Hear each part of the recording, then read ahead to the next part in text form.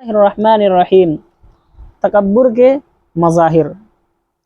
تکبر میں مبتلا لوگوں سے تکبر کا اظہار اکثر ان صورتوں میں ہوتا ہے۔ نمبر 1، متکبر شخص اس بات کو پسند کرتا ہے کہ جب وہ کسی مجمع میں پہنچے تو لوگ کھڑے ہو کر اس کا استقبال کریں۔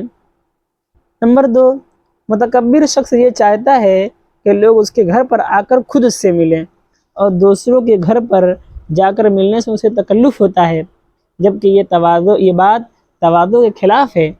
نمبر 3، متکبر شخص اپنے قریب کسی کو بٹھانے سے ناگواری محسوس کرتا ہے اور یہ چاہتا ہے کہ سب حاضرین اس کے سامنے بیٹھے، اس کے برابر میں نہ بیٹھے۔